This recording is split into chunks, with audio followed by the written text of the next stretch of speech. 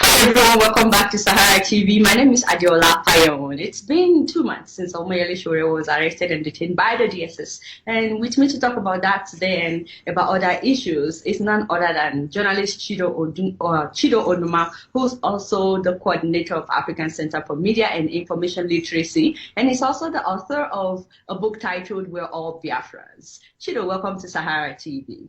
Thank you for having me. So first of all, let's start with the fact that you yourself recently had an experience with the DSS. Tell us about that. What happened and how did that go down? Again, thank you for having me. Tomorrow will be exactly 2 weeks after that unfortunate experience. I'd just come into the country. I'd been away for about 3 weeks on a number of, I visited a number of countries, the last being Sweden. So I was coming in from Gothenburg, Sweden. We stopped over at Frankfurt for about 3 hours, then flew into Abuja at about 4:15 p.m. I'd called up my friend who was supposed to pick me at the airport. He was already waiting for me. At about 4:33, 4 thereabout, I picked up my bag, put it on the trolley, turned around, picked up the phone to call my friend that I was stepping out, and this guy just approached me, flashed his DSS ID card and said, kindly follow us to our office. I didn't say anything, well, because I know the drill. I didn't want to create a scene. I didn't ask any question why, so I just followed him. Anyway, I tried to get off the phone. It was a WhatsApp call, so it was difficult. I wanted to inform the person on the other side that I had been stopped by the DSS. The phone didn't go through, and the guy said, "Oh, are you trying to report me?" I said, "No, you just stopped me from nowhere, and I needed to inform friends that I was at the DSS office." So I cut off the phone. He asked me to hand over my phone to him. I'll hand over my passport, which I did. I followed him to an office about 10 meters away from the luggage belt. And I sat down. They tried to be nice and said, "Oh, this will take about 5, 10, 15 minutes," and so on. After about 30 minutes, the one that took my passport turned to me and said, "You are a Biafran. How come you have a Nigerian passport?" I said, "I beg your pardon. I'm a Nigerian. That's why I have a Nigerian passport. There is no country called Biafra, so I couldn't possibly have a Biafran passport." Then he turned again and said, "But that's not what's written on your shirt." And, I didn't say anything. Intermittently, somebody would come and say, "Oh, no, there is no problem. Oh God, there is no problem. This will end." And I pretended that there was no problem. I just picked out a book from my bag, crossed my leg, and started reading. They were pacing around the office. We spent almost 2 hours there without really any constructive thing. And they told me, "Okay, now we have to go to the headquarters."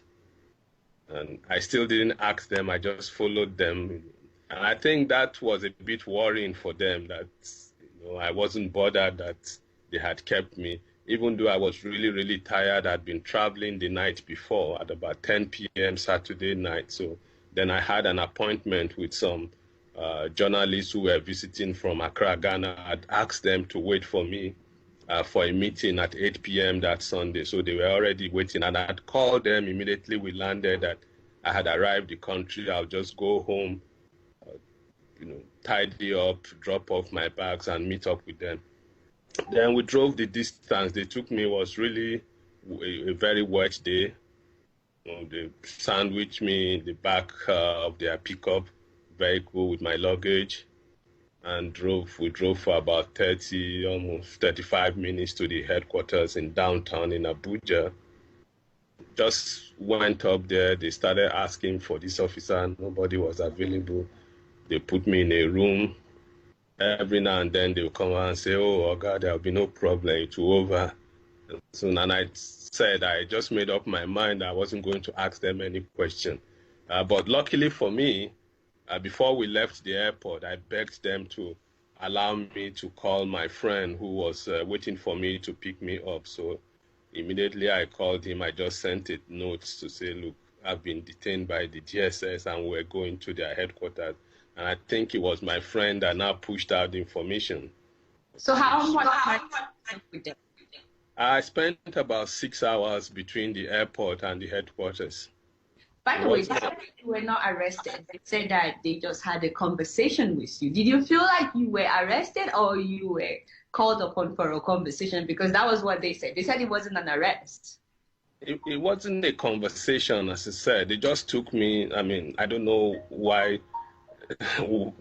anybody wouldn't call that an arrest, because you stopped me, you literally deprived me of liberty. You took my phone, took my passport, and my phone was ringing, and I begged them to turn it off. They said, no, if we turn it off, then people will be worried about you. I said, well, people know me that I respond regularly to my Let calls. me ask you, they said that they did that in order to protect you so that you wouldn't be mobbed because of what you were wearing. But you've been wearing these T-shirts, even in Abuja and in so many countries, for like 3.5 years. How come you were never mobbed? And now that the DSS say that they are protecting you, do you feel protected now that the DSS arrested and invited you? Interestingly, a lot of people are now demanding the T-shirt. People are coming to the office. People place That's a good promo for the T-shirt. Yeah, send me WhatsApp messages and so on, asking for it. But the interesting thing is that the reasons kept changing. So at the airport, beyond, the only thing they said to me was, the leader of the group who said, you are a Biafran, how come you have? I thought that I really took exception to that. But when we now got to the office, so they started by saying, well, some people in the plane were uncomfortable with you, and they must have called the office. So I saw a serious disconnect between their narratives. The guys at the airport and the guys at the headquarters. So he said, so I said, who are these people? He said, oh, of course we can't tell you. Do you feel safer after that encounter with the DSS? Because they said they were protecting you. Do you feel safe now that the DSS? I don't. I really don't. I don't know what they know, but they refuse to tell me. But considering the fact that I've been wearing this T-shirt since May 30th, 2016, and people are asking for it around the country, wherever I go, students, people want to say, can I get a copy of this? So you basically didn't need their protection. Let me ask you, they told the media that you agreed to take it off and that you agreed not to wear it again. Is this true, and why would you do that? Well, so that was the condition they gave me. They said, we can't allow you go unless you give us this T-shirt and unless you... so basically what they wanted me to do was... They took it from you. It's not like they made you take it. They collected it from you. They collected, I mean, that was the condition they gave me. So I think by the time we got to around 9 o'clock in the evening, I sensed that these people might keep me there overnight. So we started talking. The conversation was, oh, this is the title of my book. I've been wearing this for 3.5 years. Then they said something, oh, we are not interested in the book.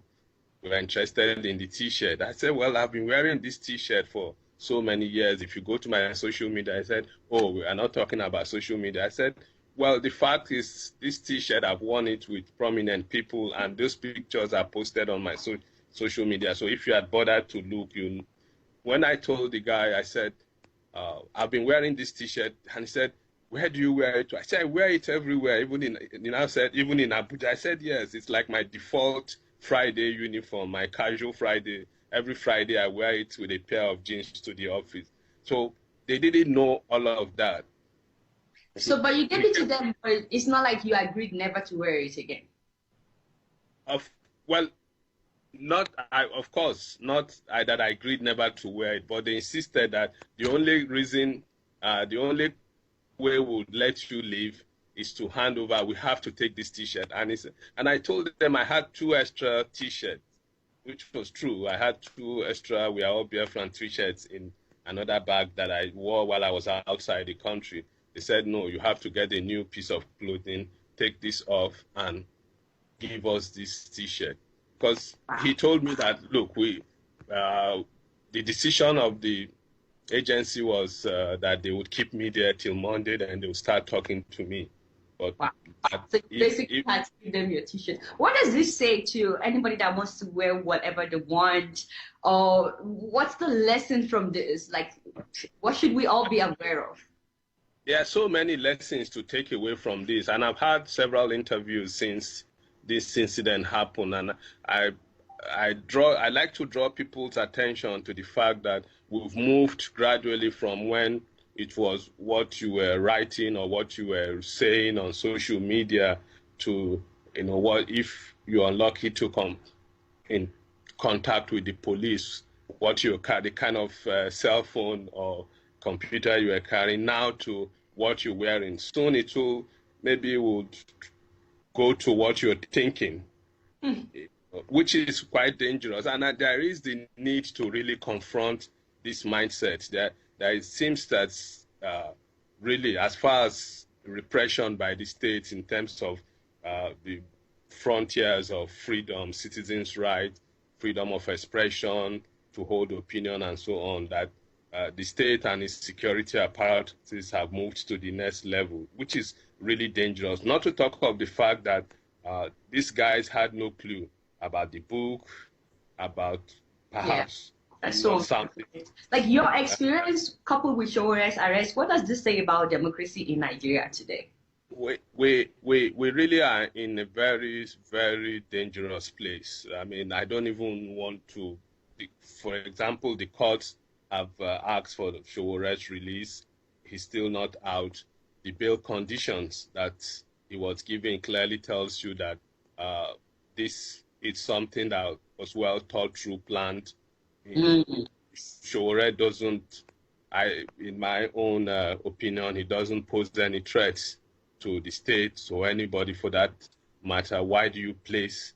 And you see people who have caused so much trouble for the country, whether through corruption or through some other means, and the conditions for bail are quite reasonable, so to say. And when we were following the case, of course, and once we read the judgment, we knew that this was almost like saying, we can't let you go. So now we are not having a conversation around the fact that the government is disobeying court orders to have him released. It's like the judiciary is doing the government's job for it through other means. So both ways, both from the judicial point of view, but also from the state point of view, there are questions that really go to the heart of the crisis we face in Nigeria, which is, where is this democracy going to? And speaking of which, revolution in Nigeria, do you think that this is going to shut down the cry for revolution in Nigeria, or do you think this will actually make more people demand for revolution in Nigeria? Well, I mean, if only we understand that this issue is not about Showore himself. It's about the reality in Nigeria, about the fact that people are really going through a lot of difficult situations. If you live in this country, you work in this country, you really understand what Nigerians are going through. Things have become increasingly tougher for people, paying school fees, putting food on the table, and so on. So you really don't need a Showore to bring people together.